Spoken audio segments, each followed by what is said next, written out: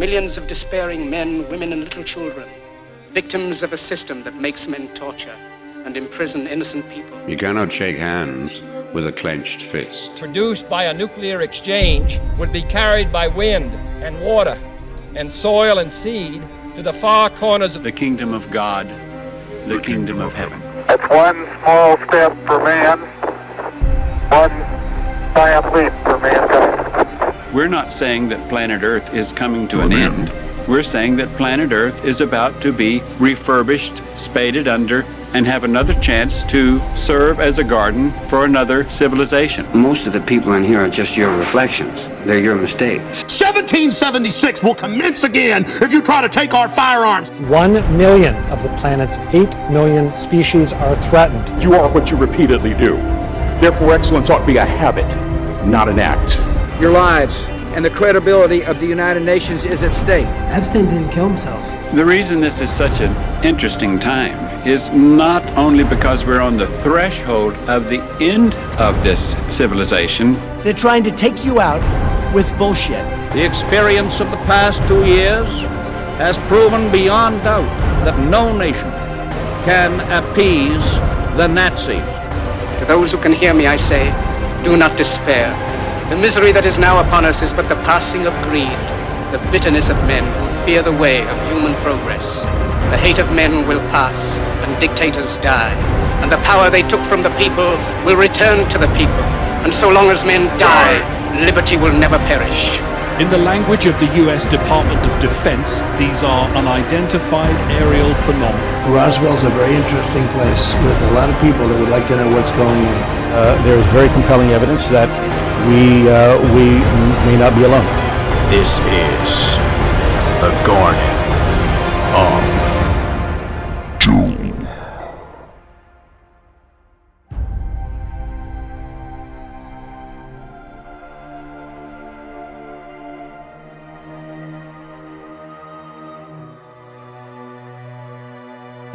Welcome everybody to episode 48 of Garden of Doom. We are returning to Land of the Lost this week with our all-star panel.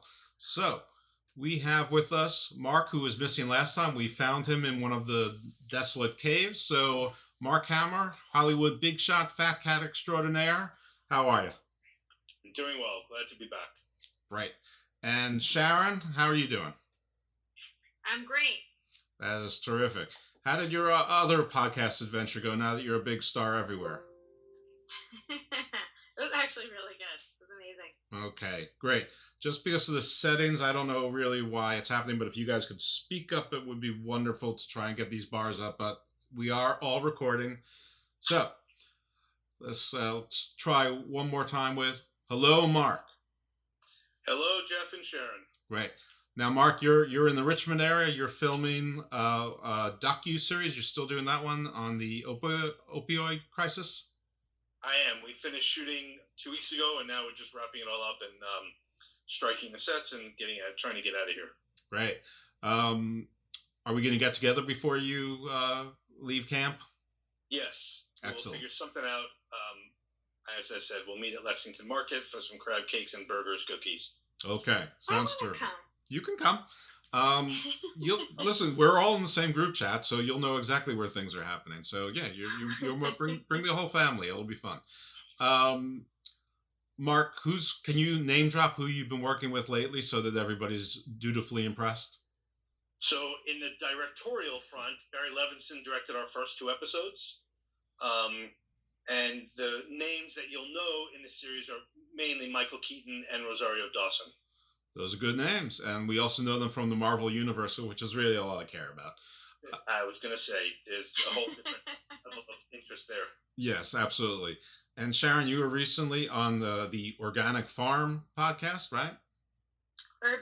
Urban Farm. Okay, well, good. Now Urban Farm podcast. Okay. Yeah. All right. And did you start your new job with the company whose name you didn't know 2 weeks ago or 3 weeks ago?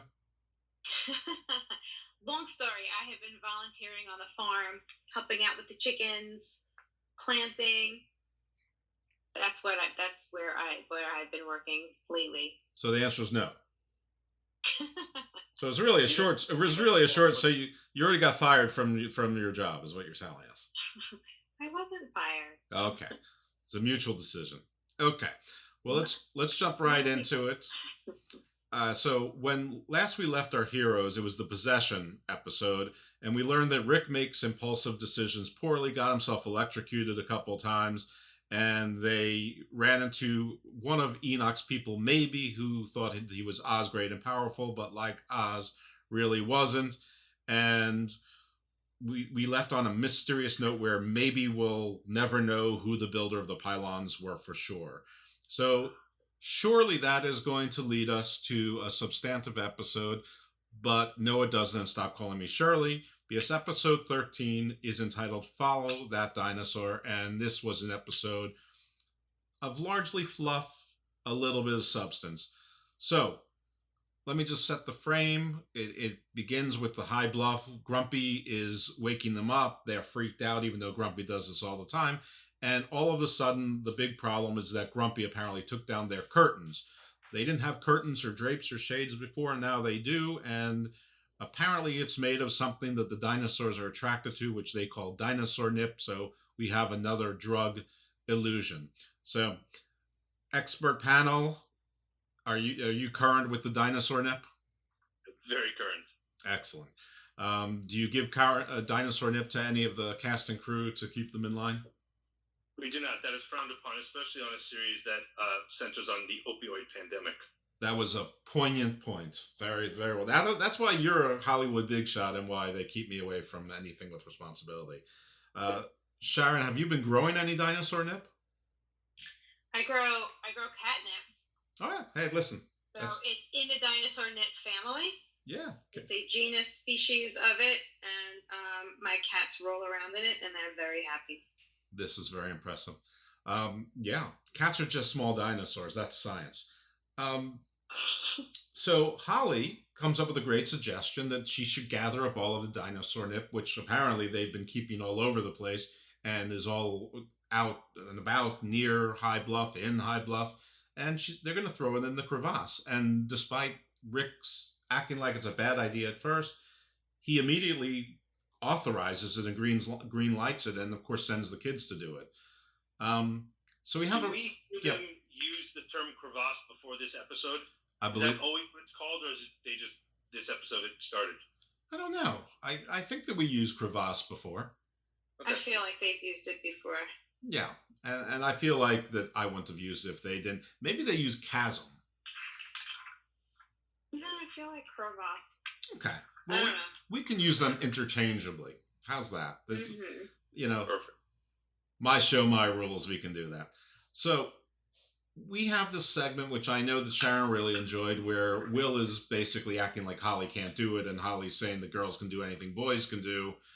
But then Holly actually struggles with the physical labor. Anyway, not to belabor that, they throw all the stuff into the crevasse, all of the dinosaur nip.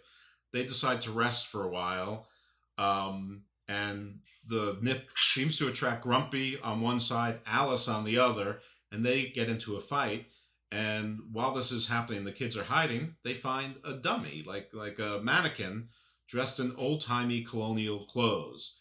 And they find a book in the pocket, which is written in, quote, Christian words, end quote. And they surmise that whoever wrote this book must be the one who wrote the warning, beware of Sleestacks, etc. I don't know why they came to that conclusion. I mean, it's a reasonable one, but they've met other humans.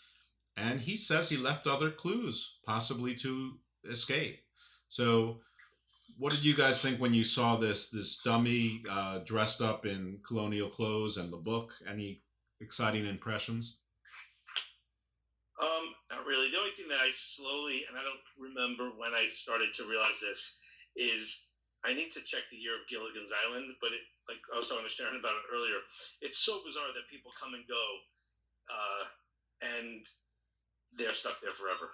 So whoever made that dummy somehow made the dummy and then disappeared, and the guy parachutes in that's later disappears. The woman, it's pretty funny how they're stuck there, but there's all these cast of characters that come and go.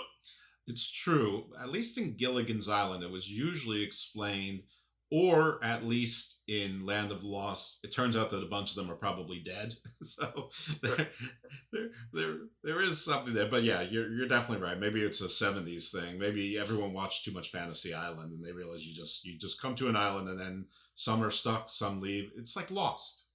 But then also the verbiage, if that's the right word, or the words that they use in that diary are pretty funny, because it's clearly not they use the wrong tenses, or they like I be this, or they're not speaking proper English. Yeah, I mean, I think that they were supposed to try to sound old timey, but also like it was a common man, not a professor, not of some great intellect.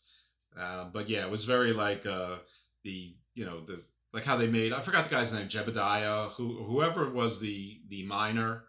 They sort of were making it sound like a old Kleindiker, like he was, you watching my claim. So yeah, I feel like they're characters that there's a lot of big stereotypes, and it's like I mean, I don't know how they'll can I talk ahead in the thing, about sure the dummy, yeah. So you find out at the end that the guy was from the Revolutionary War, so their stereotypes of how they think people spoke back then is bizarre, and then how they had the guy from the Civil War and that stereotype of this dumb Southern person, they just have such stereotypes on this show. So is that a sign of the times? Is that what it was like in the 70s? I mean, I don't really remember. I think that's what all shows did back then. Yeah. I have to tell you, dealing with now, we're dealing with the repercussions and the fallout and the correction of that now, right now, this very moment of our lives. That's what we're dealing with. I love how you guys are pointing out the compare and contrast. Yeah, they all spoke sort of like from old pirate movies when they shanghaied people or found people of lower education, how they spoke and wrote, can I put me mark here? Right. Right. Didn't sound like Civil War soldiers, didn't sound like a Revolutionary War soldier, sort of like sounded like a conscripted pirate who like from age 6 was only raised by a bunch of other pirates on the ship. So anyway, I feel like this whole episode was just a whole jumble of series of events and storylines that have nothing, they don't intersect, they have nothing to do with each other, because you have the dinosaur nip, then you have the guy with the diary, and then I don't know, whatever, I don't know, can I just talk about the rest of the thing with the slee stacks and everything? I don't know, everything was just, and then the name of the thing is called Follow That Dinosaur. Yeah. Which, they never followed the dinosaur. So what does the title have to do with, and when did they ever have curtains on their cave for a dinosaur to come and shred? That's all I'm saying. They needed that to tell the story that they created for that one episode. Right. Well, that's kind of what I'm saying, is that I feel like I'm surprised that this show lasted for 3 seasons is kind of where I'm going. Well, we have to remember the target audience. The target audience was kids that were ages 4 to 10. So, we have to keep that in mind, that it wasn't written for us. I kind of feel like doesn't give kids too much of a, I don't know. We also have to constantly remind ourselves that George Lucas hadn't created ILM yet, and the visual effects, if we can even call them visual effects, are absolutely, positively atrocious. However, there were Harryhausen movies. I mean, we had the Jason the Argonauts and claymation. I mean, Gumby had better, Davy and Goliath had better special effects than this. I mean, very true. If I'm not mistaken, there was the claymation dinosaurs, and then there were like the hand puppet dinosaurs. You can see, but there were a couple of important things in this show. So, I mean, if they're right, we found out who wrote the warnings in English. They also, and I want to point this out because we noticed it in season 1, that they pointed out that they could go follow this guy's trail because maybe he was leading to escape, and they heard from the educated Sleestak Slatch that others had tried and failed, and others just disappeared. So maybe this was one of the guys who did escape. Yes, they said that there was a legend of one who escaped. They didn't say when, but you would think it would be more than 200 years ago. Anyway, they point out that the dormant season is almost over, so this is a good time to go check in after it. And I just pointed out because they have mentioned the dormant season before, and then later on in this season, they act as though they just learned about the dormant season. And you would think that it would make sense if they meant for that to be episode 3 and their first learning about the dormant season. But the rest of the episode, including that scene, was in the context of whatever episode it is, 15 or 16, so that it makes no sense for them to just discover the dormant season when they knew what the dormant season was early on in season 1. So here is where I guess Follow That Dinosaur got its name. You'd think they could do Follow the Trail or Following the Colonial Trail or The Colonial Trail, but no. Grumpy was drunk on the dinosaur nip, and he went over the land bridge, the stone bridge over the crevasse, the chasm that he's never crossed before, and I call him Drunk Grumpy because he fell and then picked himself back up, and so they sort of followed him because they point out he never crosses that. And then we see Grumpy and Alice meeting outside the Lost City for their first physical altercation, and they go right at it, fighting. But that's a good point. That's why when I said to Sharon before, they never had curtains because they never needed curtains to tell the story. The dinosaurs, I felt always, I never thought they were going to cross the crevasse until, this episode they needed to tell the story, which goes against everything that I thought they were kind of setting up for the whole series. So it's interesting to see the creative license that they take per episode to go against things that they've set up, in the past. Right, and we also were saying how Grumpy, they don't need a curtain. Grumpy can't fit into the cave hole. So, and every time he goes there, they take something and they stab it in his mouth. So it's why,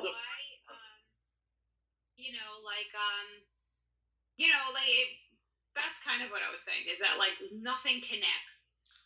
That just everything is all because I'm looking for little things. Because I'm looking for little things that may be important later and won't be. We already know this, but just in case, and because I have to finish the thought, I wanted to know if being intoxicated or under some influence allows you to cross from your territory. So Grumpy crossed the territory because he was under the influence of dinosaur nip. Don't know why this is the first time he was under the influence of dinosaur nip, but I want to file that away in the back of our minds in case some sort of dinosaur, Sleestak, or other intoxication allows you to cross a path or a door that you haven't been able to before. It's not going to happen, but it's the only thing I can think of as to why they would make a big deal about dinosaur nip, and because other than the nip, there's really no explanation why Grumpy would decide to cross the bridge today. No, he was under the influence. Right, so he just decided to go on a stroll. So he felt brave. Well, speaking of under the influence, our heroes go into the Lost City, and somehow they went into, I guess they never went on the far entrance on, the left, because they're finding writings on the walls and they're acting like these are new tunnels to them. And I'm pretty sure I've seen them go in and out of all 3 of those doors before, but maybe not. So it's cold. And so we do learn that when it's cold, that seems to tie into the Sleestaks being dormant. They wander around and they find an old camp and a cairn, which Rick explains is a landmark. Thought that was pretty cool. It was a nice little word of the day kind of thing. And they find even that whole idea of the Sleestak, that it's cold. Where is it cold? When was there ever any kind of temper or weather change? It's cold. Where?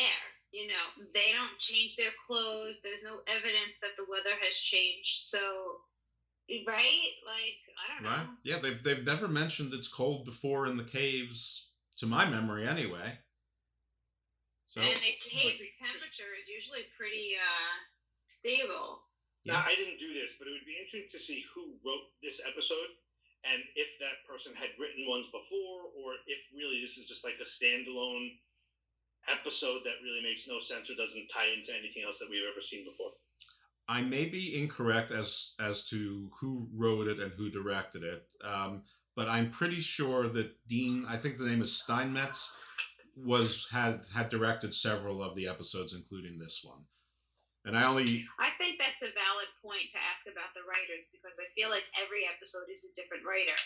So with that said, then it does make sense that none of them have any kind of, that there's no continuous storyline or that nothing ever connects. It's like this, everybody's all isolated in different places and they're all just writing like an adventure, and therefore nothing has a connection. But Steinmetz has written and directed other episodes before, so if there was a continuity manager, if they cared, it would have been him. But you have to remember that Sid and Marty Krofft were stoned a lot, and they probably didn't really care. True. Okay. Yeah. They were taking that dinosaur nip. That indeed, yeah. Smoking it up. Art was copying life here.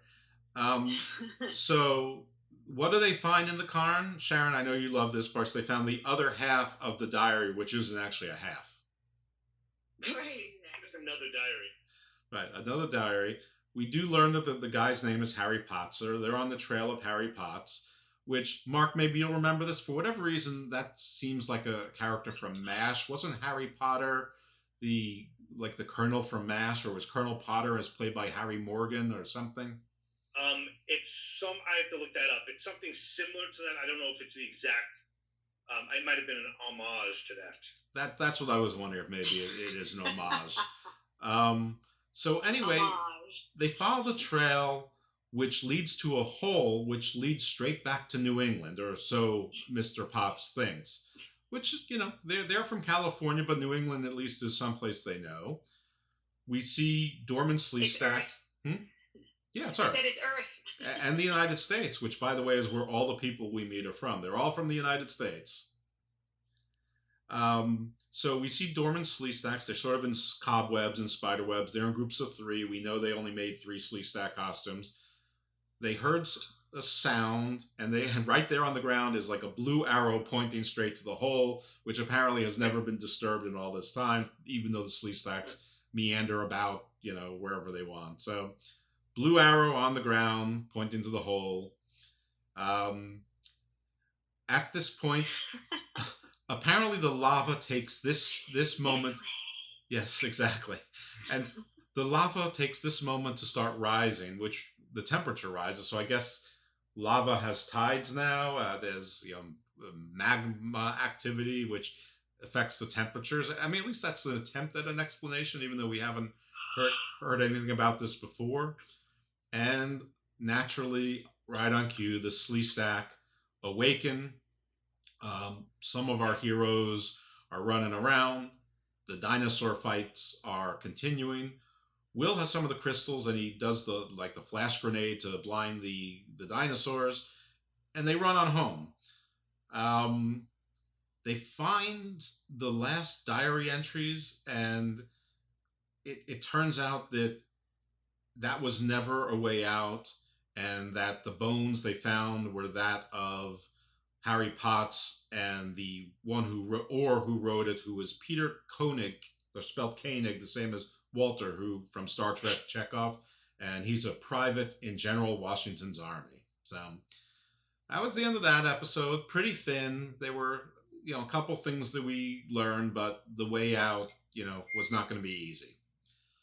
This next episode, 14, is called Stone Soup. I hated this episode. Right from the beginning, I hated it. We see Rick building something. It looks like he's building a bed. I don't know what the hell he was building. I'm happy to see he was doing something. We were talking about how Stone Soup is the name of a children's book at that time. Very famous children's book about community. Mm-hmm. Building a community, and I feel like that's kind of what they were a point that maybe they were trying to make, speak being exactly the community working together. Yeah, this was the drought, right? Mm-hmm. Yeah.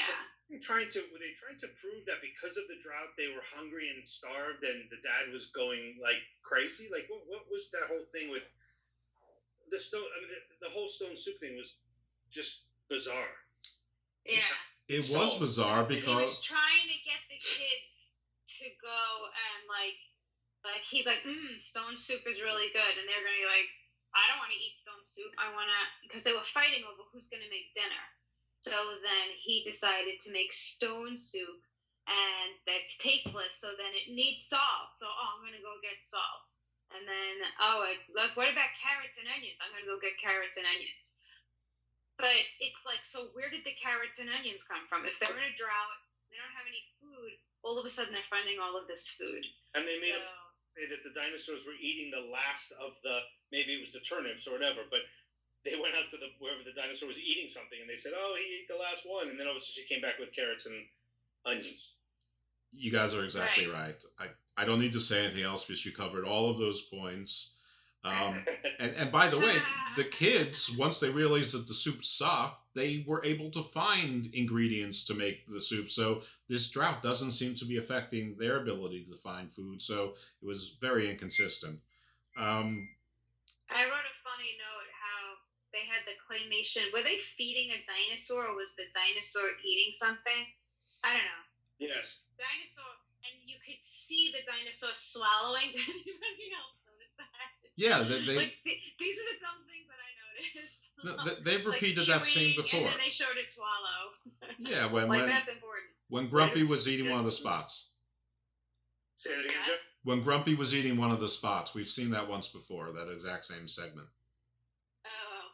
Wait until we get to the. We'll talk about it when we get to the tar pit episode.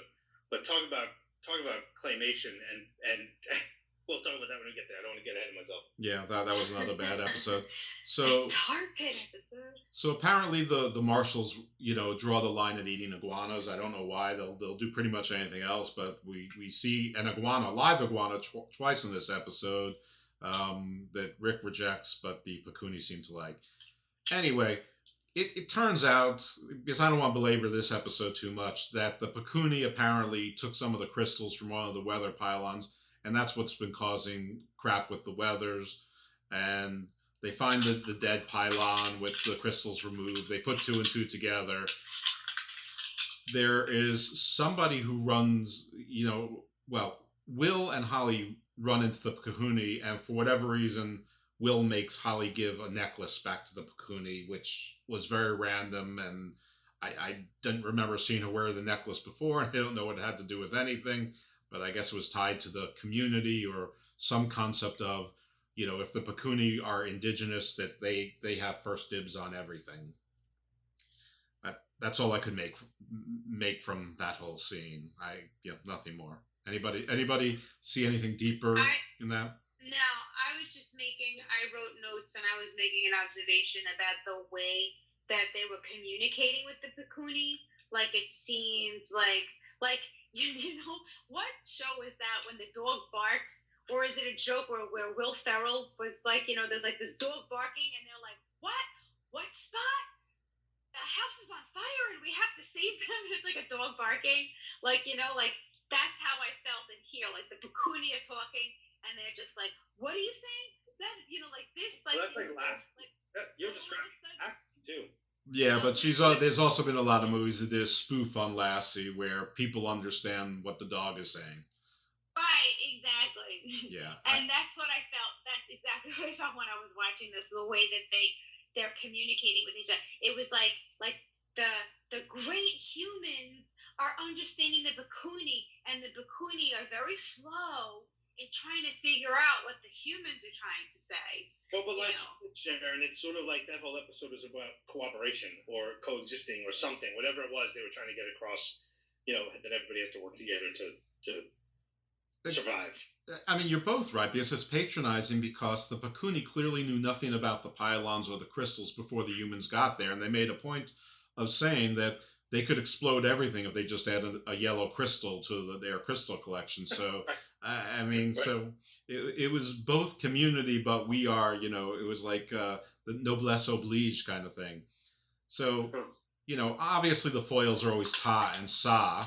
But they're going to trade stone soup, and we find out that Opira means salt, and the Pakuni want the iguana and the soup, and they trade soup for crystals. Again, our humans have no problem finding ingredients.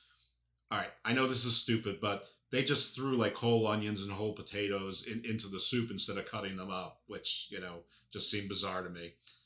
Hold on, let's talk about stupid for a second. Where did that salt disc come from? They just went out to get salt, and then there were these salt discs. True story. The first Trader Joe's was open in Land of the Lost.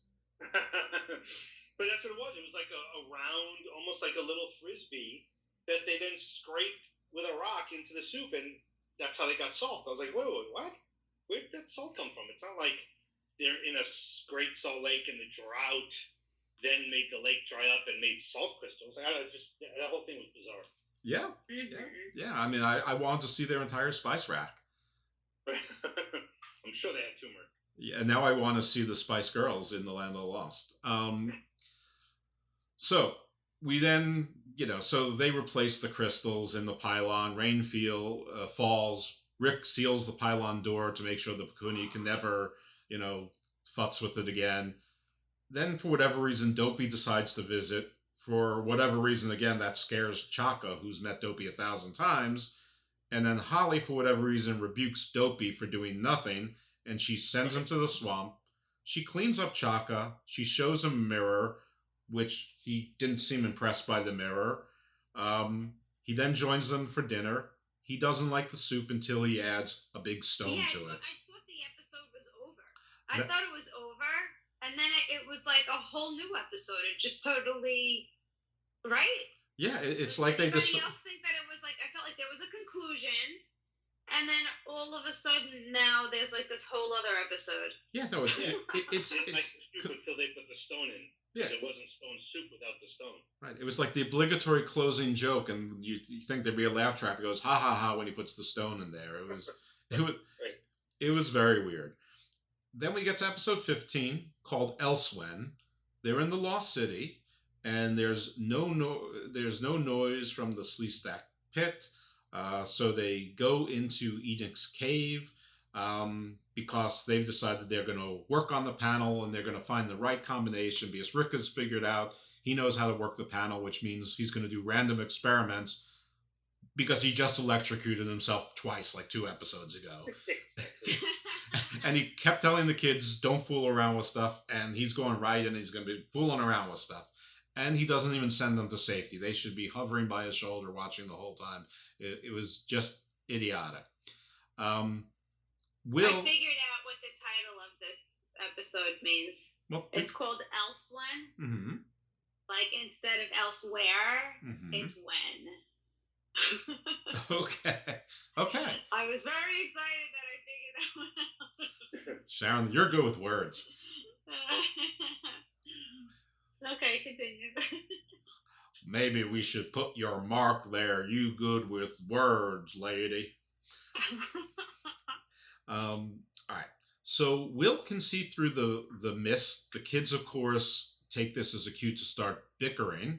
And Holly wanders about alone. And for the first time ever in the caverns, she gets lost. And she's touching everything. Everything, touching everything. Crystals in the wall. But she stumbles upon a blue crystal which is sticking out of the wall. We're told that's the symbol of the pylon. And all of a sudden she's not lost anymore. And she's gonna run off and tell her family about the symbol of the pylon. They're not there. I guess they're looking for her somewhere else. And someone emerges from the mist. We don't see who it is just yet, but it's obviously a female. Is it the fake mother from before? Is it someone else? Who knows? We'll find out soon. The marshals, the male marshals, descend into the passage that Holly found. They're maybe looking for a time doorway, not sure. They note that there's a cold draft, so again, there's cold. So I guess that lava descended again. It's very temperamental. They follow the pylon symbols, and it leads straight to a pitch black hole. and Will throws a rock. There is no impact sound. So it's like one of those bottomless tunnels, right? Now they decide they're going to enter into a rope, which their rope is like maybe 30 or 40 feet long, and they're going to descend into this bottomless, pitch black hole with no lights that doesn't end with a 40-foot rope, and that's their plan. So I just wrote, I wrote dummies. That's just like. So I don't know if anybody else has anything to add to that. I mean, I sort of feel like it speaks for itself. I wrote notes on other things. Okay, so we're gonna get to those. So Holly is bitter that they treat her like. Did we get to the lighter that lasts 8 days? Not yet, but we're gonna be there soon. Yeah, the Hanukkah lighter. Yeah, that was good when you like the miracle lighter. So Holly's bitter that they treat her like a baby, and she should, because she's the only one that has any sort of consistent sense of sense here. And then a blonde woman comes from the doorway and says, "You must be patient," and she identifies herself as Ronnie. Holly's a little bit suspicious, but Ronnie's full of wisdom and gives Holly these communication devices. Now, I don't mean to be politically incorrect, but Ronnie's a babe. So why is that politically incorrect? I don't know. Calling someone a babe. I mean, are we supposed to judge? You can't body shame, so you can't body praise. I don't know. She was beautiful. Yeah. No. Yeah. She was. Yeah. She. Ronnie was a babe. I just want to say that I felt that this episode was very feminine, and there was a woman writer. Her name is DC Fontana, and she was a writer, one of the only female writers for Star Trek. Awesome. So I felt that I was very interested, and I felt like this was a very feminine episode. Well, you are our official writer researcher from now on. So I was only interested in her. But wasn't there a point where you pick up that was her coming from like an older self? From elsewhere? Exactly. Because it almost seems like she's her older self until... Why did she call herself Ronnie? I don't know. That bothered me. Because it's like the prime directive. She couldn't interfere. She couldn't reveal it. Holly had to learn things on her own. Right. Holly had to click her heels 3 times and figure that out all by herself. That's exactly right. It's the same reason Gandalf couldn't put the ring into the lava in Mount Doom. He had to have the hobbits do it. It's just well, you know the reason why. Because fuck you. That's why. I mean, that's the reason why. And that means I have to click the explicit. So hey, fuck me. So these emotional devices are blue pendants, and then they're really not communication devices. I sort of buried or teased the lead there by they're really like they pick up emotional, I guess, highs and lows and heartbeats, and they convey that to the other pendant wearers, which I guess acts like some sort of honing signal to allow you to find your way geographically to them. It wasn't really fully vetted, but... And then you never see them again. I was like, these are such a cool toy. I would play with them all the time. I would be like, hey, Will, you go over there and I'll go over here and let's make this right. Like, how much fun is that? Like, you finally get a toy to play with that it's like, and then you never see it again. Yeah, it's also a good tool for survival if they want to. If they want to split up. This is like a safety. This is like a security. It's much better than the mirrors. I don't get it. I thought they were really cool. Yeah, I mean, there was something, but you're right. I don't think we ever saw them again, at least not in this series of episodes. Okay, so... Unless the men were, like, too cool to wear necklaces. Well, Will is very cool. We know that. They were, like, this big. They were pretty big. Yeah, he's still one named Wesley. I'm sorry, Mark, what's up? Sure. I said Will is super cool, and we'll get into that later when he's shirtless and with those little jean shorts when they're going when they're swimming in the river. Oh, yeah. Whatever that is. But I'm ahead of myself. That's okay. So Ronnie also warns to be careful of the lower cavern slee stacks, which I can't distinguish between them and any other slee stacks, and that Holly needs to get over her fear of heights, which I don't remember ever hearing about before. And the tip she gives her is that you must overcome your fear by looking at the earth, which I have always heard, don't look down. So that's what always works for me. Okay, there you go. Look down, look up. So Holly finds her brother and her father just in time, because they have figured out in all this time that they're too big to fit down the hole. So instead of rethinking their plan to go into the bottomless pit with their 40-foot rope into this pitch black area in a land of danger where there's Sleestaks and dinosaurs and Sleestak gods and, old-timey lava and old-timey people who shoot cannons at you, what they're going to do is they're going to throw their 11-year-old daughter down there because she's big enough, she's the only one small enough to fit through. So so that seems cool. And at the same time, Holly tells the story about Ronnie, and they just accept it. They don't ask any follow-up questions. They don't have time for that. All they want to do is throw Holly down the pit. She gives them the necklace, and they're like, okay. And they're not like, what do you mean there's another person in here? Right. It's just, okay, right, yeah. And if something happens to her, or the rope gets severed or something like that, and they can't pull her up, they can't fit in, so they can't rescue her. This 11-year-old girl has just been signed up for what could be a suicide mission by her father and brother with about 3 seconds of deliberation. Like, oh, good, you can fit down here. So I kind of want to go back to the whole thing about not acknowledging that there's another person here. Because, okay, let's get this straight.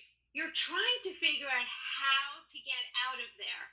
And there's another human being who's there. And it never crosses your mind. Let's go ask that other person where they came from, and can we go through that and leave? No. They'd rather stuff their daughter down a hole. Like, right? Just, there's no logic. What I said before, it's the Gilligan's Island theme of like people come and go and they're stuck there forever, but everyone else manages to figure out a way to get out of there. Exactly right. But it didn't even cross their mind to even go there and meet this person. No, it did not. Then the series would be over. See? But they didn't even think to go and be like, hey. Right, because they wanted to continue to work and get a paycheck and film more episodes, and they wouldn't be able to if they were off the land of the lost. Yeah, I understand that, but we could say that about everything that we're talking about. Yeah, but Mark, I think Mark's onto something though, because I think that they realize that, hey, this show has legs, so let's slow things down. Let's start making these episodes less meaty, and let's try and make this thing last. So anyway, she's lowered down. It seems like she's sort of stuck there for a while, and they can't hear her, even though the rope is not that long and there's not sound muting cave properties that we knew of before. Anyway, she decides to bang the crystals together to signal she's okay. It was her idea. It worked. She didn't blow herself up. So Holly, again, with the smart idea, even though she agreed to go down the hole. Cue up to where her brother and father are, and the Sleestaks have emerged. And for the first time, the marshals are actually overpowered by the Sleestaks, and Holly free falls. So she, recovers. She activates her pendant, and she can see that her father and Will are being prepped for being fed to the Sleestak god outside the pit. And they're tied in Gilligan's Island fashion, back to back, right over the precipice, and the Sleestaks are sort of like, it's like they're davening. They're sort of like hovering back and forth. This is called a ritual. You might have to define what davening is. If anyone's ever seen... Everybody knows what that is. Well, okay, if anyone's ever seen images of the Orthodox Jews praying at the Western Wall in Jerusalem, sort of like, going back and forth a little bit while standing in place and sort of murmuring, praying, that's sort of what the Sleestaks were doing, but they weren't leaning on anything. And Rick... But I feel like you didn't really bring up... Did you say how Holly found them there like that? Well, it was through the pendant. She activated the pendant to see it. Oh, okay. Did I get that wrong? So then... No. Okay. So Rick discerned that this was a ritual, and they were waiting for the exact moment to throw them in the pit. All right. I mean, whatever. So Holly hears Ronnie's words, and she, arm over arm, starts to climb up the rope. And at some point, she stops and looks over, and there's like this super psychedelic landscape in the middle of this cave that we didn't see before. The upside down. Yeah, it's like the upside down, or some sort of like kaleidoscope, like swirly, like like almost like a tie-dye shirt or something. Or like, what were those toys that we used to have with like sands with different colors, and you'd shake them up? Oh yeah. It like reminded me of those. What were those called? Does anyone remember? No. Sand art. I don't know what it was called. Yeah, it's great toys for dumb kids. The upside down. Yeah, we can call it the upside down. It actually reminded me of like some of the sky scenes in the Flash Gordon movie from 1981. Oh yeah, yes. That's the one right there. Sam Jones, Queen. We discuss how kick-ass Holly is by pulling herself up the rope. Yeah, no, she absolutely. We just discussed that for a while. Well, not a while. Let's discuss it. But I mean, I'm kidding, but it's like, I can't do that. Can you pull yourself up that rope? No, I definitely couldn't. But I'm fat and old. But I couldn't have done it as a kid either. And those. I couldn't have done that. I was like, yeah, Holly. That's right. That's right. Mark said Quint. Quint could do it. By the way, Quint used to live in Baltimore. He may still. I don't know. Oh yeah, Quint doesn't. Right, but I could have done it. That's very funny. When I was in law school, I learned that he was in Baltimore. I got his number from a friend who played lacrosse with him, and I called him, and he never called me back. So that's a 30-year-old story. Pretty cool story, bro. So Ronnie is encouraging Holly this whole time in her mind. So basically, Holly's encouraging Holly, which is sort of cool too. So back to the boys who are about to be thrown into a pit, and Rick, who usually always has a solution, who typically has a never say die attitude, all of a sudden becomes Enoch Slatch and woe is me. We're dead. We should just accept our fate. At least your sister's alive. Maybe, we don't know. We left her at the bottom of that bottomless pit that we threw her down. So anyway, Holly climbs up. She goes first to Ronnie for advice. Ronnie gives her a pep talk, and Holly gathers some crystals. I know, Sharon, that you had better notes on the pep talk than I do. I'm actually reading my notes now. Okay, Mark, do you have anything for this scene? Oh yeah. Go ahead, Sharon. I was like, no pressure. If you don't help them, they'll die. So I was like, this is not the Brady Bunch. No, this is not your father's Brady Bunch. Yeah, this is definitely getting more lost than Gilligan's Island. And then another note that I wrote was, I swear I think they're making this up as they go along. Absolutely, 100%. That was another note. I was like, I think they're just making these stories up as they go along. Like, they have a writer, and they're like, okay, improv, go. Yeah, pass the bong. I'll come up with the next scene. Mark, if you were the showrunner, if you were the executive producer, would you allow this kind of schlock to be put out this way? I mean, it's hard. I can't put myself in the showrunner's mind in 1974, so it's hard for me to do that. No, you can't. It's so laughable. And wait till we get to some future episodes. It's crazy that this was actually on the air for 3 seasons, and people watched it and liked it and tuned in again and again. And we did enough to revisit it 45 years later and do a series of podcasts on it. All right. So this next part. Now I feel like I do want to see the movie. You know what I mean? Because I really want to see. Because apparently Will Ferrell felt the same way. We definitely. And it's like I want to see the movie and see what he totally makes fun of. We're in negotiations. Mark's looking over he's having his people look over the contracts. So I totally need to do this. My people look over the contract too. Oh, okay, big shot. All right. Well, now that you're a multi-platform star,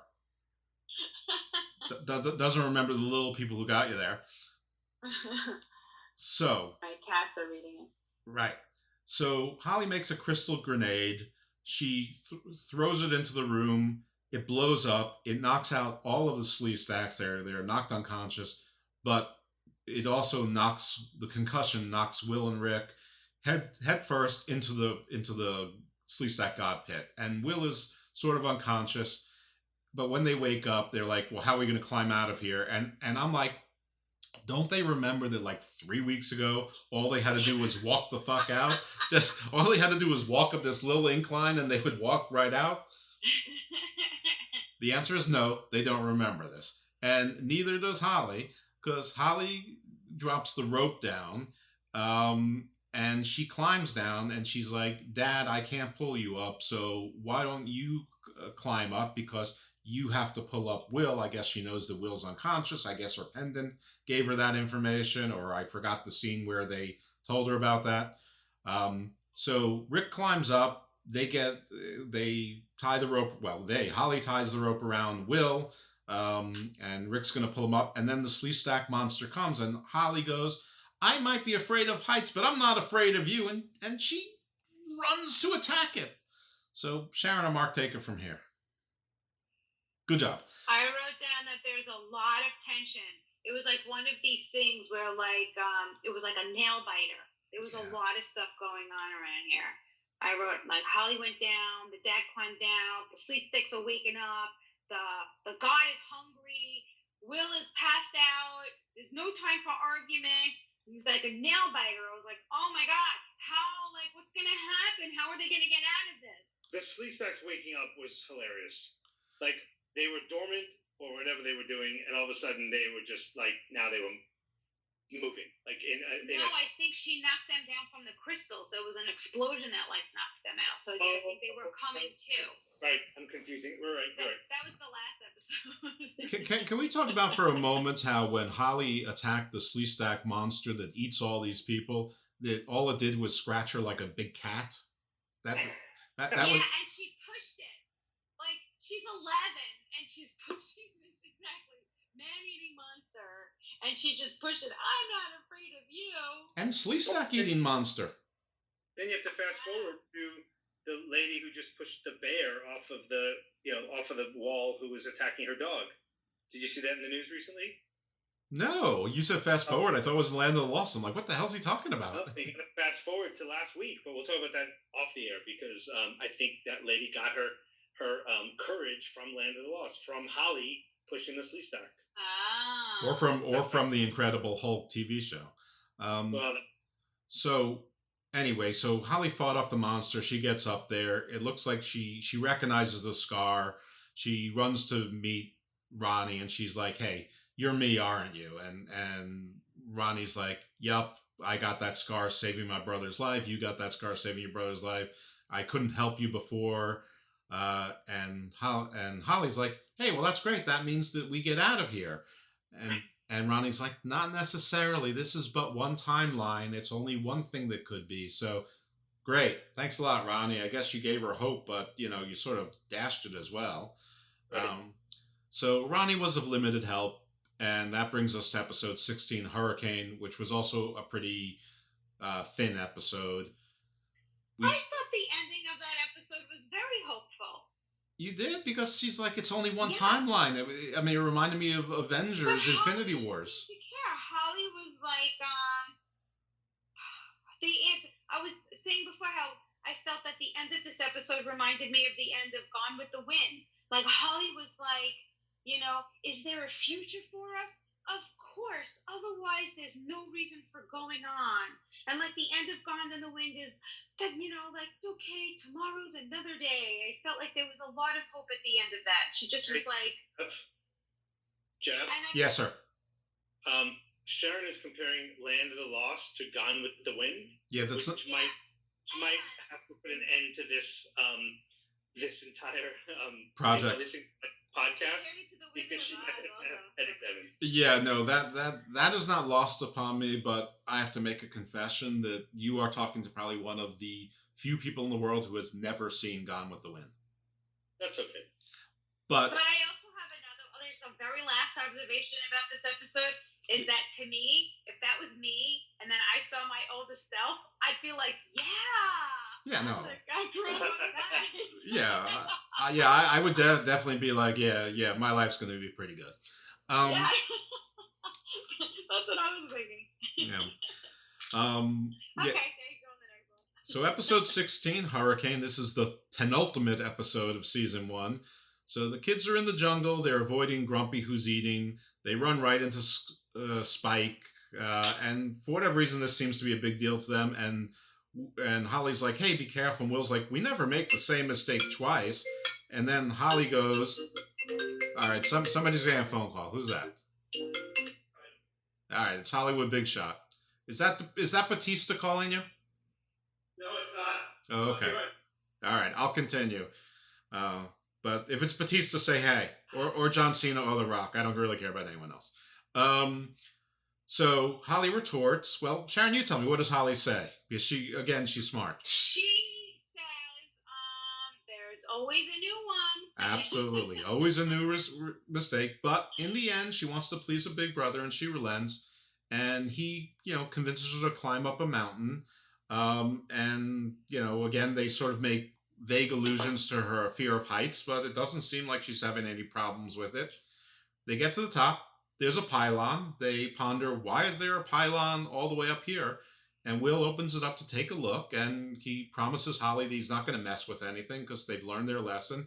And he immediately messes with things. Nothing's gonna happen. Famous last word. That's right. And he makes lightning. And she's like, what'd you do? He's like, I'm sorry, I won't do it again. And then he does it again. And he points out that the Matrix looks like Enoch's control panel. Well, big deal. They all look the same. It's a panel with a bunch of crystals on it. It's a square with colors. I mean, what was it with? He's 15. He's not a more. Well, maybe he is. 20. That's right. So he keeps fooling around with it. And then all of a sudden, like this shimmering light that looks sort of like one of the ghosts from Pac-Man without eyes is floating in the air and shoots out a red light. And they make a big deal that the red light comes all the way around, again, our closed circular universe, but it was like in like 3 seconds. And a parachute falls through what they quickly identify as a time doorway. So that red light, I guess, was a time portal that Will manage to open up. So, hey, we better see who's on the parachute. I mean, I guess fair enough. And they get down to the spot, and Spot is down there. The parachutist is all afraid of it. And the parachutist is like, oh, what's that thing? And Will chases off Spot with his stick and goes, oh, don't worry, that's just Spot. He's an omnivore. And the parachutist goes, I don't care where he goes to church. So, which becomes dumb South stereotype. Right, a dumb Southerner who was at least a pilot or a passenger in a plane with a parachute. But later on, we learn that he's Beauregard Jackson of Fort Worth, Texas, the third out of 3 people from America, and he's an astronaut. So a dumb astronaut. I mean, you think they train them on different, types of life in case they run into an alien and learn that one is an omnivore versus an herbivore versus a carnivore. I don't know. This was so. Not only that, but I think an astronaut would know what a dinosaur looks like. Yes. Yeah, you're right. Forget about the word omnivore. Yeah, knowing what a dinosaur is, or at least it's a big lizard, or reptile. All right, so the shimmering light seems to be hovering. And so the kids decide it's a good idea to bring Jackson home. They walk him in, and Rick is like, you found a dude. Right, exactly. Hey, another person. He's got a bad haircut. He's got a jumpsuit. He's one of us. You want to stay for dinner? Jackson is looking for Houston Mission Control. Well, he took a left turn at Albuquerque, I guess. He's not convinced at all about this closed universe thing, but then Grumpy shows up, and then he believes it's a closed universe. I don't know why. He already saw one dinosaur. Hey, can you tell Angelina Jolie that you're busy? All right, so he was talking about he was doing re-entry over Ecuador. Hey, that's where La Sicaria is from, our tech support here. And he was in a glider, which was sort of a weird choice of words, because Rick immediately says, oh, you must come from our future because we don't have any space shuttles where we are. I don't know how he got glider and interpreted that as space shuttle. And I don't even know if the Columbia project was known of in 74. I don't know. I don't either. So there's there's a little substance to the Hollywood cabal running everything that they would have had that inside information. So for all of you who've listened to my crypto cyber Satan episodes and other New World Order type of episodes, maybe there's something to this Hollywood thing, and maybe Mark is just here to keep his eye on us. Who knows? Very dangerous. So it becomes very windy, and we see the shimmering light, and Will confesses to playing with the pylon. No shit. So the plan to cure this is to fool around with the pylon.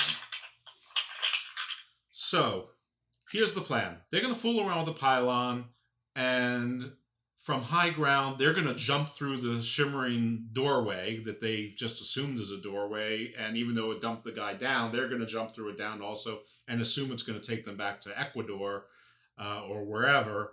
And whatever the appropriate time is, they don't mind that it might be 20 or 30 years in the future. That's okay. I don't blame them on that one, but this plan seems very half-baked, pun intended. Bo, because he's now Bo, he's no longer Beauregard or Mr. Jackson. They're on a first name, nickname basis.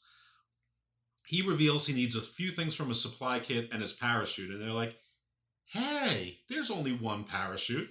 And he's like, I know, but don't worry. I'll send help once I get back to my ship. How? How is he going to do that? All right. The episode this Ex- episode from beginning to end is a mess. Yes, it is.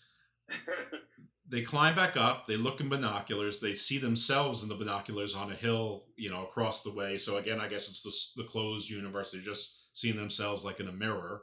And I thought that was funny. It was funny, but it also seemed to be sort of useless. I don't get it. Yeah, I really didn't get it either. Look, we can see ourselves. I don't know. I didn't get it. Right, like if they walked around and traversed and then they ended up back in front of the pylon, that would have made sense. Not that they see themselves, but that's why I still think this whole thing is a dream fugue. That's Rick when he's in his sports coat and his blue turtleneck, when he's hipster Rick, that he's in a drug-induced state, like in it's like Club 54 or CBGB's, and then he's like having an acid trip during this whole thing. So one of my favorite lines in this episode was, Marshall, sometimes you're scarier than the dinosaurs. Right, sometimes. I don't know why he said that. Yeah, in the 20 minutes that they're there together. So Rick immediately ascertains that the wind is blowing the wrong way, and if the doorway isn't closed, it's going to cause a hurricane. Okay, there's a few rock skips right there. Then we see Skylons, and Bo is like, what are those? And they're like, Skylons. What's a Skylon? Well, they're sort of watchdogs over the environment. Okay, cool. We could probably use some Skylons now. So the Skylons are signaling a color combination, and the Marshals remember that in the past that was the Skylons telling them how to put the right sequence in to get weather under control. So the kids are repeating the sequence. Rick and Bo enter together to enter the code, but the wind is still blowing. They do a new sequence. Maybe the kids got it wrong. It made it worse. And then Rick goes, we've made a terrible mistake. The Skylons control the natural weather, which, what the hell are you talking about? There's nothing natural about pylons controlling weather. There's nothing natural about anything here. But he determines that because of the time doorway, which was created by the pylon, this is an unnatural occurrence, and none of that makes any sense to me. But before I can, lose my mind on that, the ghost-like portal eats one of the Skylons, going back to Miss Pac-Man, like one of the little energy dots. So Skylon down, Skylon down. I want to know where that lands. The Skylon? I just assumed it was food. Right, it went through the portal. Where to land? Well, I think the portal was the red light that emanated from the ghost shimmering light, but I don't know. These are good questions. I don't have the answers. So anyway. Mark, what are you doing there with those the heavy breathing? Are you making phony phone calls to someone? Oh, that was Sharon breathing. Oh. She yawned. All right. Listen, this is no time for phone sex, people. Be serious. All right. So their solution is more experiments.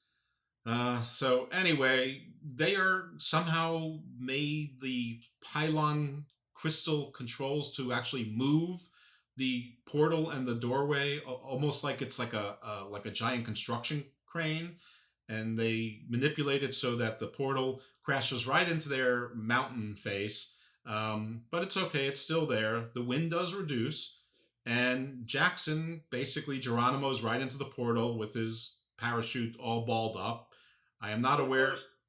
Sorry. He says, or Will, whatever, says, if it's too high, you can climb on top of the portal. Like, that's the exact measurement that he's going to be able to jump through. Climb on top of the portal to jump into that yellow hole. It was so ridiculous. Right, and the portal that just ate a Skylon, I mean, is it corporeal? I don't know. But I'm also concerned about this whole idea of a parachute that's all furled up and bundled up, that you're just going to, like, toss it up and it's going to, unravel I'm not aware that parachutes are reusable. Now, I was never in airborne or in the SIS, so I don't know this for sure, but I thought they were sort of like one-use items. Well, why would a skydiving parachute be reusable if a regular parachute isn't? I don't know. I don't know. And this is like an astronaut parachute. I know why. Why? Because fuck you, that's why. Oh, Sharon. Well done. Well done. Touche. That's right. So listen, it works. The wind ends. The pylon is gone. Bo's stuff is gone. And they all agree, no more fooling around with pylons again. No way. Yep, no way. You think they'll... Till the next episode. Quite possibly.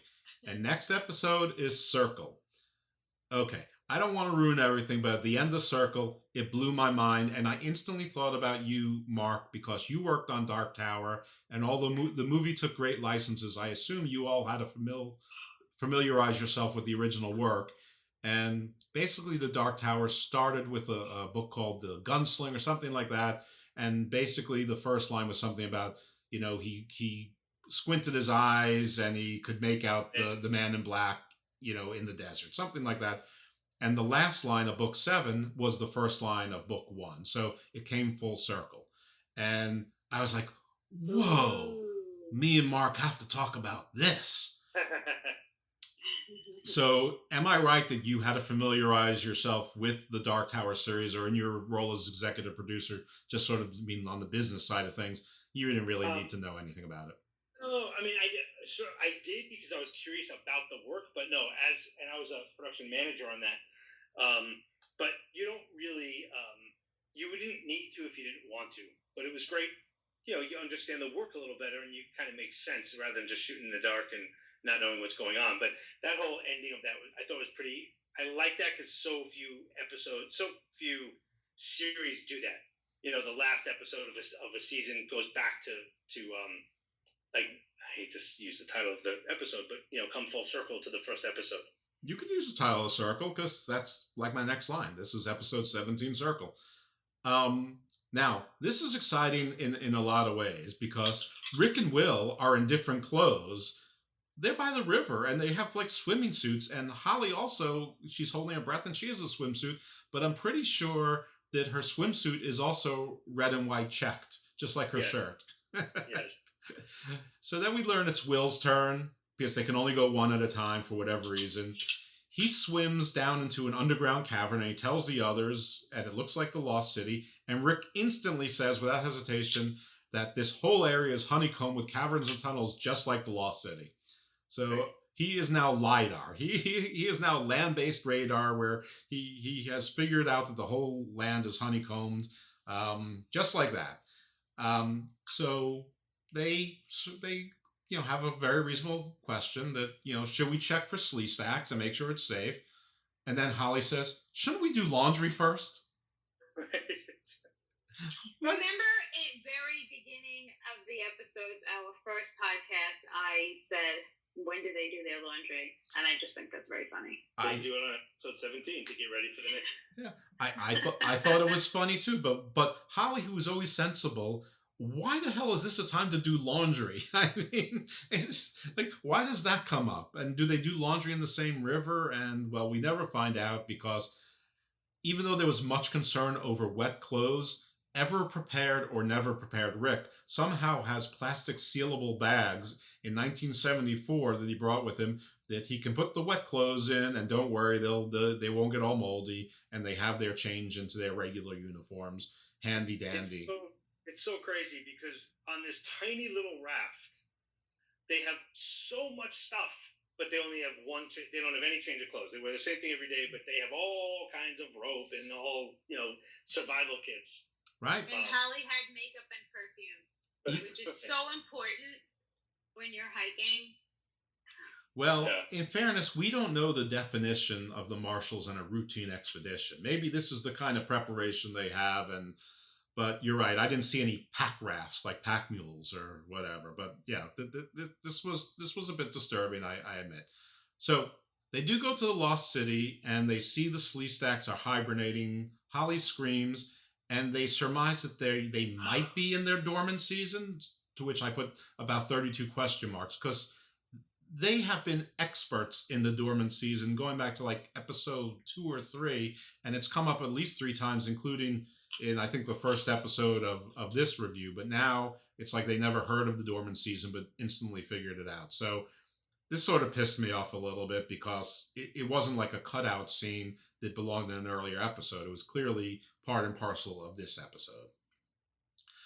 So also in that they haven't put together that cold keeps the Sleestaks in dormancy, because right. Will is wandering around willy-nilly with his torch, and he puts it too close to the, I want to say Cylons, to the Sleestaks, and it wakes them up. So fire wakes them up, obviously, the heat. He runs down one tunnel, and the Sleestaks, for whatever reason, they split up anyway. Holly dives into the water, water safety, right? Never any problems with water. That's sort of been our one of our guiding principles. But this time a Sleestak follows her and swims out. Right, and then his head pops up out of the water, and water pours out of his mouth. Like, it's so ridiculous. That's right, and she throws a crystal grenade, which hits him in the head, and he sinks right back down. So Holly murdered a Sleestak. But they'll come back again next episode. Maybe. I mean, do they drown? I don't know. I mean, but listen, I'm not saying that she didn't have a right to, that it wasn't self-defense, that I wouldn't have done the same thing. It's just, I mean, she threw a grenade at its head, and it either killed him then, or he sunk down to drown to his death. I mean, they seem to require air. I don't know. I didn't see any gills, but I don't know. Anyway, I just found that whole sequence to be fabulous. And for whatever reason, it triggers a dinosaur stampede. And for whatever reason, the kids decide they need to, or she needs to hide from the dinosaur stampede before going back into the river and the cavern. I couldn't put those two things together, but it happened. Then we see Rick, and he's muttering to himself, and he's marking the tunnel so that he doesn't get lost.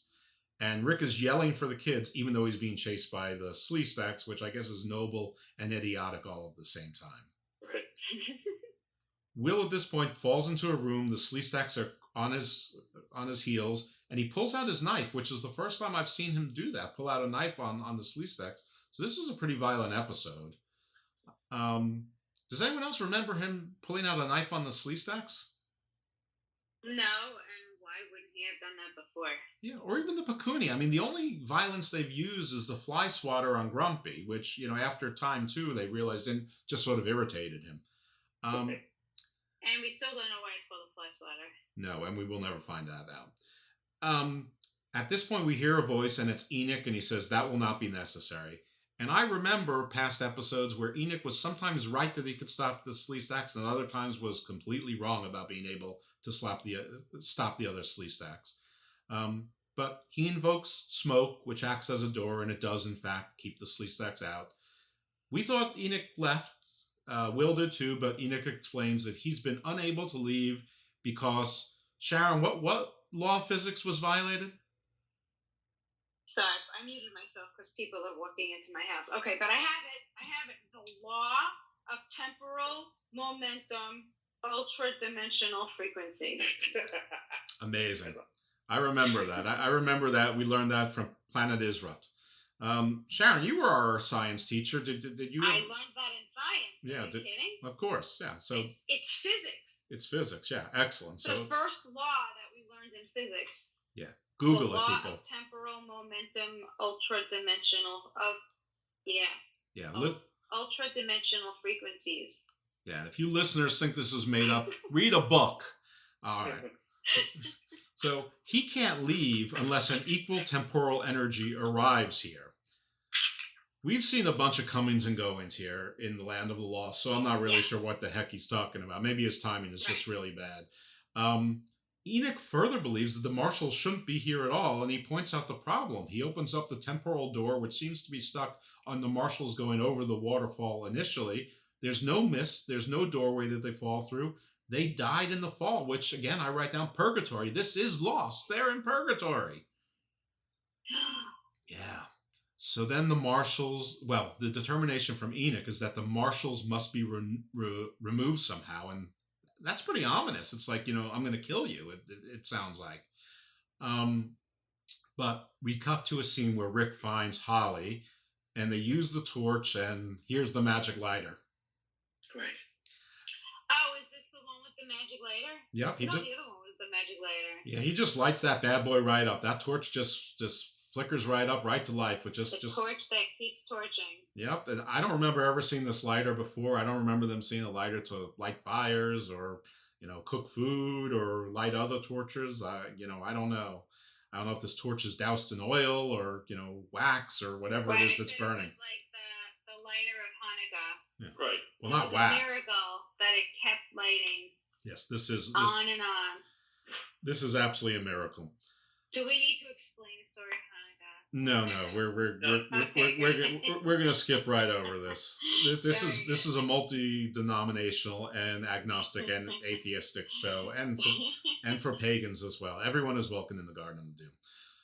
Pagans. Yes. Enoch must correct the imbalance, or he can't go home. Now, he speaks with certainty, and he's been wrong a lot of times, but he seems very sure of himself this time. Again, Enoch lets Rick and Holly through the invisible door. I guess the Sleestacks were taking a little siesta at this point, but they wake up, and Enoch re-solidifies the mist door, and Will assures them that they can't get in. So he then uses this phrase, "The matrix is lost in the paradox," which I assume is a corollary to, what was that law again, Sharon? The law of temporal momentum, ultra-dimensional frequencies. Mm-hmm. So I think those are two different things. Oh, it could be. It's just the law of temporal momentum, but I just wanted to say it. Yes. Well, I sound smart when I say those words. Well, you obviously have to leverage that law to correct the paradox in the matrix and make it found, not lost. Now, it should be lost because this is the land of lost things. But they inquire, can we throw a rope through the doorway?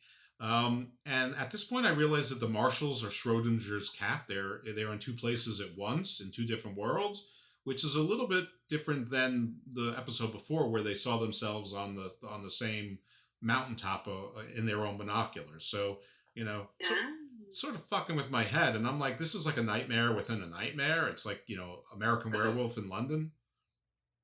I was just freaked out when they were like, you should not have survived that fall. Like, they're supposed to be dead. Right. I mean, that really upset me. I was like, oh my God. Like, maybe they really are dead. And like, they're just their spirits. Yeah. I mean, the show Lost is a total takeoff on Land of the Lost. And maybe the older self, Holly, knows that she's not going to, in her world, not going to come back as, she's not going to make it out of there. Oh my goodness. Well, so then how does she get older? Well, I hope she went to the same club where Hipster Rick went.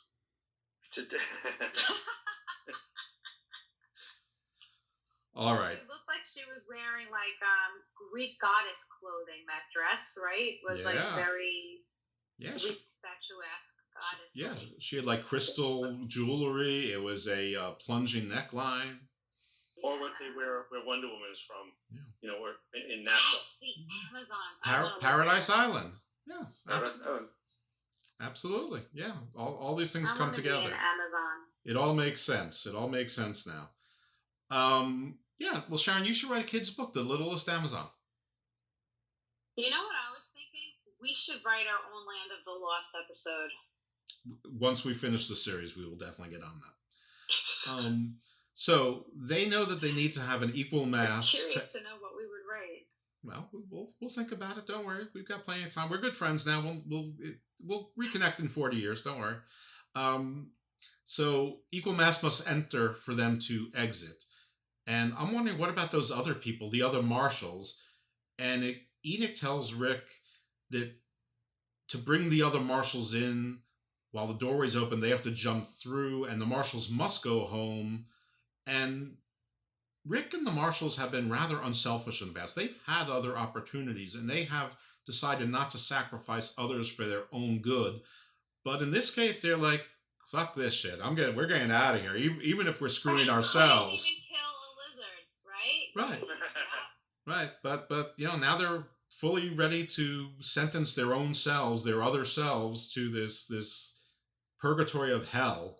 Holly sort of is delayed in saying goodbye, but she does, and they go through the portal, and then we see the new marshals, Marshals 2.0, relive the same scenario of the opening scene where they go down the fall, they wake up, and Grumpy's there, and they run to the high bluff, and it's like the same scenario as episode 1, and Enoch says the cycle is now complete. He can go home, and this was a total mindfuck to me. And I could not wait to watch episode 1 of season 2 because I didn't remember that they were tabula rasas. Their minds were blank. They were going to have to relearn everything, and I was really into that. So then we get to episode 1 of season 2 called Tar Pit, and all I care about is seeing how they're going to learn new things and what new adventures they'll be at because they don't know anything. Nope. It's the same marshals. They know everything, same names, same knowledge, same everything. It's like they forgot the whole thing, meaning the writers forgot the whole thing existed. So, yes. Except Will is wearing different clothes. He's got a new color shirt and a vest. That's right. He did have a vest. That was huge. And the shirt, went from a blue to a gray. There was a reason for that, actually. Yeah, it was the green screen or the blue screen that the shirt kept fading into it. Exactly. Yeah. They had to have a different color shirt. Yeah, so we learned that Rembrandt is creating a masterpiece. Basically, this is that Chaka is painting either Ta or Sa. I think it's Ta. But they all have the same name, and that's all I'm focused on. And even Dopey has the same name. And the Pakuni chase away Spot because you can't paint while Spot is around. And Ta, is doing a pose, very proud of himself. And we learn that Spot, or a Spot, is trapped in the tar pit. And the only one who gives a damn is Dopey. Dopey's really concerned. Chuck is very talented. Yeah, Chuck is doing a pretty good rendition of Chewbacca. A really nice portrait. Yeah. Taking art classes, that's not an easy thing to do. Here's this gorilla guy, and he's like, what happened to cave paintings? I don't know. We're going straight to portrait. Well, we don't know they went straight to portraits. I mean, this could just be part of their repertoire. He maybe want a new challenge. Well, they don't live in a cave. They have an enclosure. They have like a little fort. So Dopey's really concerned about Spot, and the rock that he's under breaks off like ice, like it's an iceberg. And now Dopey is stuck in the tar pit also, which I don't know. I just found it to be hysterical. And then pretty soon after that, without any explanation, Spot disappears. So Spot either sunk or escaped without any comment. Right. So instead of rescuing, the Pakuni argue about which dinosaur is which is Emily, which is Grumpy, which is Spike, which is Spot. Tansa not concerned at all about Dopey. Chaka is, and Chaka has a much higher voice than Chaka had in season 1. Did anyone else notice that? I didn't. Nah. Yeah, okay. I'm pretty sure. Maybe he was just talking more, but something was weird there. So I did notice that there was just a lot more communication. Like now, all of a sudden, there's like a whole Cooney language that I felt like they only spoke that their characters were now taking a more front and center role in what's going on, and that now they have a whole language.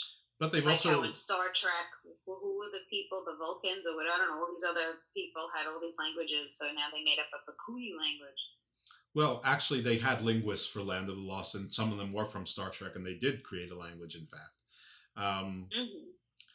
But yeah, Chaka's the only one that cares, and Chaka investigates and then runs to, once again, because I was pissed about this, all caps bolded, lots of exclamation marks, points, the totally same marshals. So he convinces them to come. They try to lasso to rescue Dopey. Dopey won't stay still. He's too heavy. Again, I typed that Will has a vest because that's phenomenal. Holly, the only one with any sense, decides that she should bribe Dopey with some leaves, which works, but they're still not strong enough to pull Dopey. Mind you, this is like a 1 foot, divide between the rock and the tar pit and the land.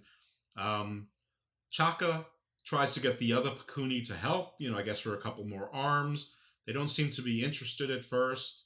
Holly goes over to try to help them in the recruitment. And then we cut away, and Rick and Will are back in High Bluff building what I guess is a pulley? Something? Yep. A roller. So they make a big deal about that. And then... Who knows? Yeah. And then Will goes, I wish Grumpy would fall in the tar pit. And then we get our first Rickism in a while. He says, I wouldn't even wish that on Grumpy. So, while the marshals are struggling to get Dopey out unsuccessfully, Chaka basically is cowboying Emily, the mother of Brontosaurus, the adopted mother, and they leverage her and to pull Dopey out. Now, they say they're going to use the fly swatter trick on Emily, but instead of the fly swatter, they use torches to sort of drive her backwards, which is not at all what they do with the fly swatter. So, huh? Yeah. What I was writing about this episode is that I felt like, especially like when they were like, all of the different ways that they were trying to figure out how to get the dinosaur out of the tar pit, and like especially going back and making that pulley, I'm like, I feel like I'm watching like Bill Nye the Science Guy or some like adventure scout camp outdoor show. Like I felt like that was the angle. Like that was what they were trying to do, is to teach kids how to use your brain and how to figure stuff out and be scientific. Agreed. No, a lot of these episodes seem to just be lessons. Yeah. Well, it's just like a big fluffy thing because I think they might have figured out that trying to make a complex story doesn't work in this environment. Agreed.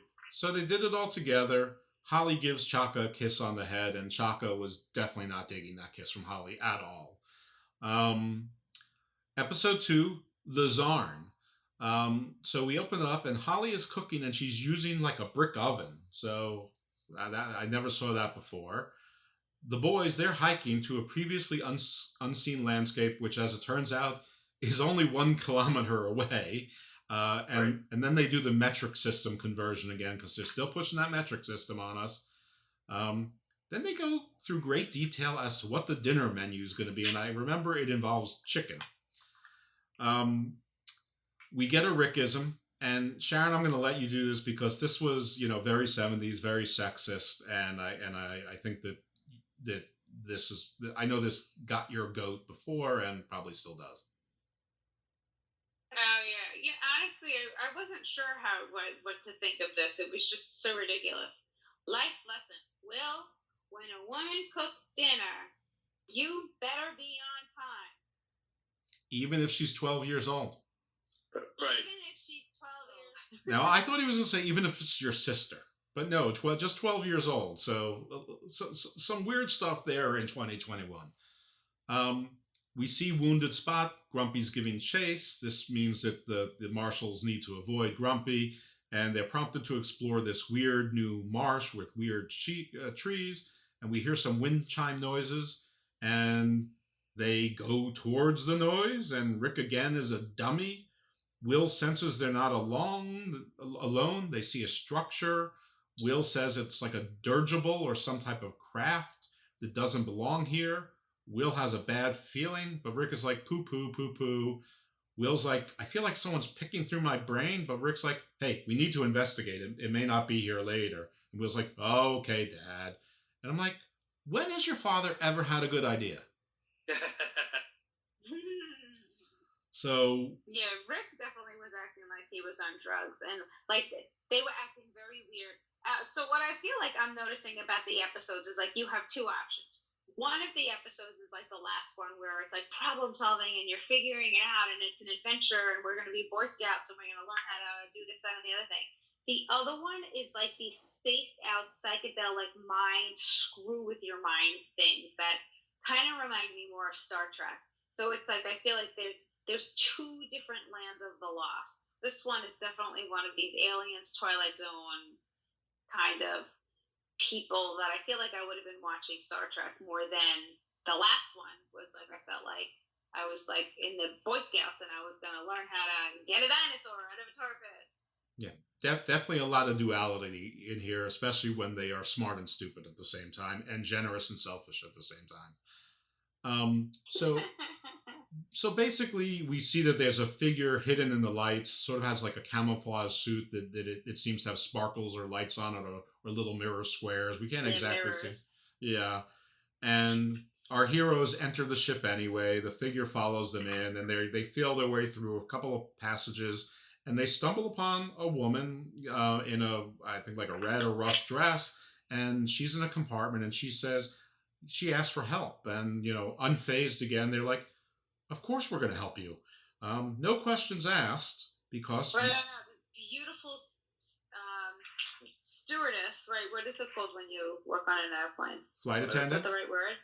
Yeah, right, but what do they used to be called? Stewardess. Stewardess, yeah, okay. I don't know why that word sounds like weird. To me, that's what she looked like. She looked like the stewardess. Yeah, she sort of did. But I mean, it was... beautiful woman just walks out, and they're not like, where'd you come from? How'd you get here? Like, well, it's so never going. I'm gonna save you. Right, and she comes from Fort Street, Indianapolis, and Rick's like, "Hey, I grew up there too." And then she goes, "I only remember a thunderstorm." And they're like, "Don't worry, we won't let anyone hurt you." And they basically do the arm over shoulder on each side of her and help her walk out, even though it didn't seem like she was faint or whatever. But anyway, the figure observes. They take her to the high bluff. Her name is Sharon, and they introduce her to Holly, who also is unfazed that there's another person. She just accepts that she came through a time doorway. No, Holly said, "Where'd you find her?" That's what she said. Right, she's like upset. And she was reprimanded. Don't be rude. Right. We're in the land of dinosaurs and Kakuni, and it's like, you want to know where this woman comes from. Don't be rude. Right, it's Downton Abbey also. Mind your manners, young lady. And does Will ever get rebuked for the same thing? I don't think so. I don't remember any times where he's sort of spoken to because he's been impolite. I don't think so. Yeah, I don't either. So anyway, she's from the same hometown, and I'm like, nothing fishy here at all. So then we see... Right, everything's perfect. Exactly. She's perfect. Like, everything's perfect. Then we see Rick and Sharon speaking over their table. I'll call it the table. And he's like volunteering all this information about himself, and she's just laughing. But he asks her a question, and like, I think it was like, who was the girls' volleyball coach when you were there? And I think she said Miss Tanner was the girls' volleyball coach. And Will is suspicious, but Rick isn't. And it very much seems like she's reading minds. Then we see that Holly and Sharon are outside doing something. They're doing some type of chore, but Holly is sweating, and Sharon isn't. And then when Holly tries to touch Sharon, she gets upset and is like, don't touch me. But she's also telling Holly's own life stories. Again, reading minds. Will takes this opportunity to speak with Rick about their suspicions, but Rick seems a little smitten, and he wants to rebuild a family with a new mother. It's so weird. Yeah, he's really all about it. We all need her as part of our family. Precisely. That's what he said. We all need her.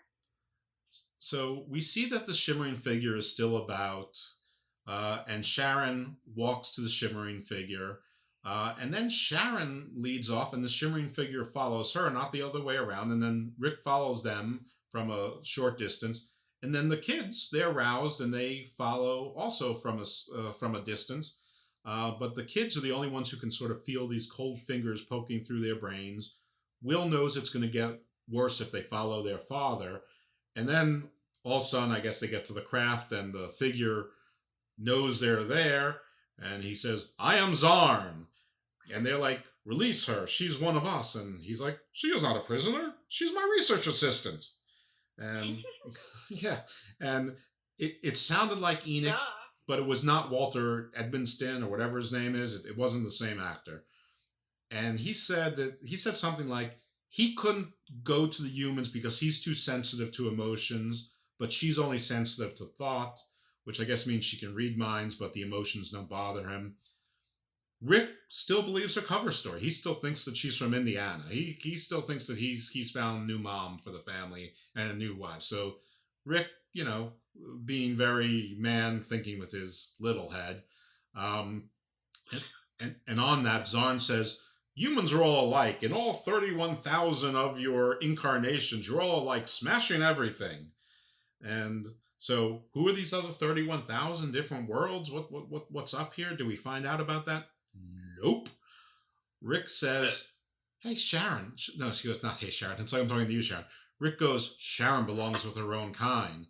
And Zarn goes, "You kill your own kind." So Rick, with the greatest comeback of all, says, "Not all of us." So that's terrific. I couldn't kill an iguana. That's right. I didn't kill an iguana. We don't kill anyone except maybe that one slee stack and maybe a few other things here or there. And then he says, "Step aside. She's coming with me." So Rick is all like, like Super Mouse or whatever. It's like, "Unhand that woman." Zarn uses what appears to be telekinesis to hurl a rock, which seems to hit Rick in the head or miss him, but Rick totally no-sells it. I think it missed him. I was wondering what that was. I didn't know if it was a rock or what it was, but it definitely missed him. It startled him, but I don't think it hit him. All right. Well, that makes a lot more sense. So Rick is like, "All right, enough of this nonsense." And then Sharon goes, "Let me be. I'm not of your planet."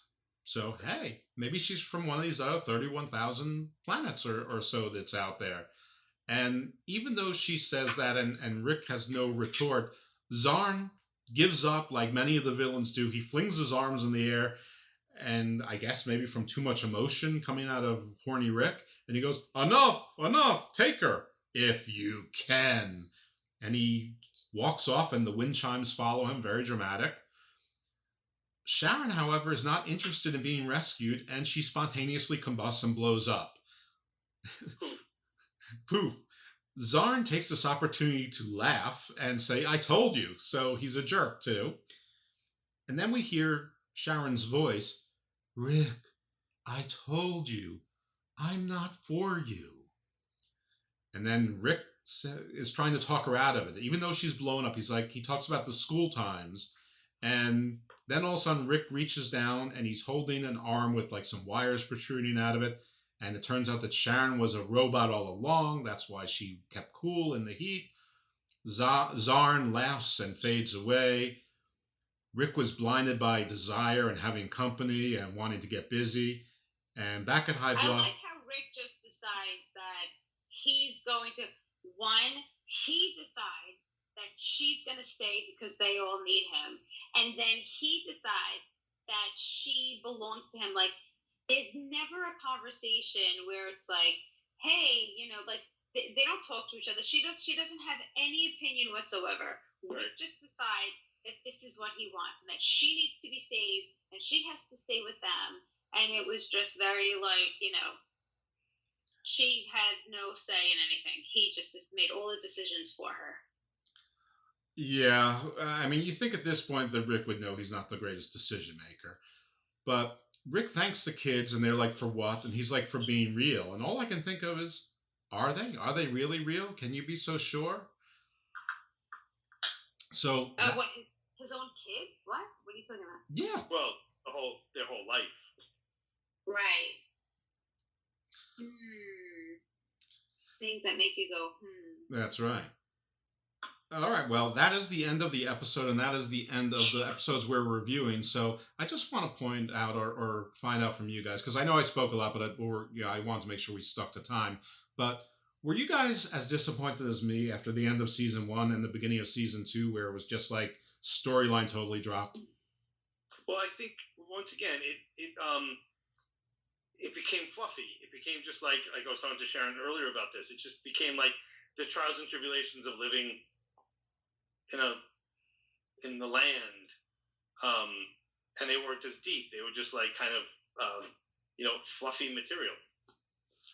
Yeah, I guess so. But I mean, that was a really cool end, and I don't know. I was just really disappointed by it, and I understand it's a kids show, but I don't know. It was like a really cool ending, and then nothing, and I don't know. It left me a little flat, and I had to watch part of episode 1 of season 2 over again, the first 10 minutes, because I thought there had to be a mistake that everything was the same. Like, I thought I must have missed things or whatever it was. Right, like the end of season 1 was such a cliffhanger. Like, oh my God, how are they going to pick that up in season 2? But I'm going to be honest, I was so glad that they didn't start all over again, because that would have irritated me. I would have been like, oh, they have to start learning everything all over again. That's so annoying. So I guess so I was kind of happy that they just kind of like continued over the same Ricks, because unless they like made everything different, when they gave everyone different, like, I don't know. Yeah, that was my thinking. Maybe I'm a 5-year-old. Who knows? I was very happy that they didn't just pick up where they left off. Yeah. Anything, I was going to start to do that this weekend, so it'll be interesting to see where it goes. Yeah. All right. Well, on that note, we've covered our review this time. It was great catching up with you guys, and I think we're hoping that Erin will rejoin us next time. And right now, our working date is July 18th, which is a Sunday. So mark your calendars, and if there's any problems, we'll reorganize like we did this time. Perfect. And I think we can go through episode 3 safely through 9. I think we should stick to 7. That we seem to be able to do that in under 2 hours, which I think is best. Sure. That works for me. All right. Well, thank you guys. I appreciate you coming in. Sharon, good talking to you. I'm glad to hear about your podcast career. Mark, I hope that the wrap-up of the shoot ends peaceably and no more drama like there was last week. And we'll definitely have to get together since we're only a couple hours apart. But, guys, thank you for coming back with me on this non-routine expedition. And look for the show to be dropped probably Sunday. And now I am off to eat some dinner, watch AEW Dynamite, and I have to record another podcast at midnight tonight, Eastern Time. I'll be sleeping. Have a good night. Yeah, me too. I'm going to sleep. I'm so tired. Peace out, everyone. Take care. Bye. Marshall, Will, and Holly on the routine expedition met the greatest earthquake ever known. High on the rapids, it struck their tiny raft and plunged them down 1,000 feet below to the land of the lost.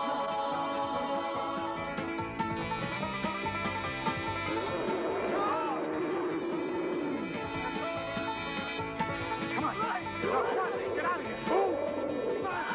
Come on. Will. Come on, Holly, let's go. To the land